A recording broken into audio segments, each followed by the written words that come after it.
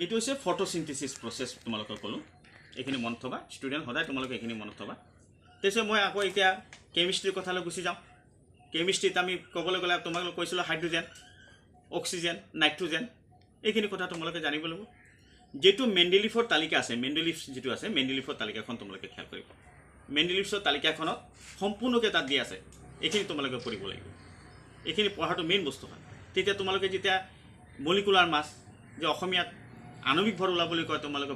বহুত প্ৰব্লেম হৈ যায় এইখিনি তোমালোকে পঢ়িব আৰু এটা কথা আছে যেনে তোমাৰ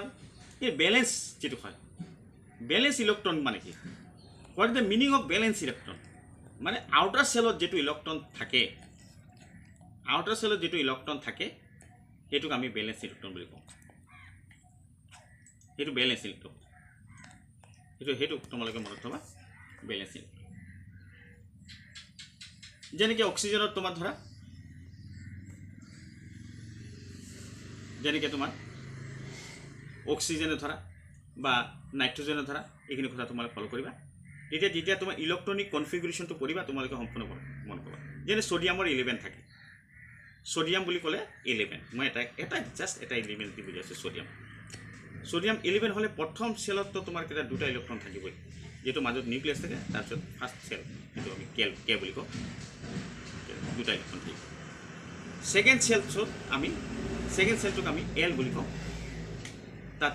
8টা ইলেক্ট্ৰন মানে 8 ইলেক্ট্ৰন থাকিব তো 2 + 8 10 হৈছে লাষ্ট এটা ইলেক্ট্ৰন থাকি গ'ল লাষ্ট ইলেক্ট্ৰনটো তোমাৰ KLM এন সেলত গ'ল গতিকে 1 লাষ্ট ইলেক্ট্ৰন 1 থাকে সোডিয়াম গতি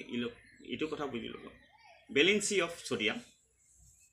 ইজ ইকুয়াল টু 1 এই কথাটো মনত থব তেনেকৈ তোমালোকে উলিয়াব পাৰা কোনো অসুবিধা নাই তাত কোনো অসুবিধা অনুভৱ নকৰিবা তোমালোকক সদায় কৈছোঁ ষ্টুডেণ্টবিলাকক সদায় কৈছোঁ পঢ়াৰ প্ৰতি সদায় ধ্যান দিবা এইটো মোৰ তোমালোকৰ প্ৰতি অশেষ ধন্যবাদ আৰু আশীৰ্বাদ সকলো ৰাইজৰ প্ৰতি আশীৰ্বাদ জনাই মই এই কথাখিনি ইয়াত শেষ কৰিছোঁ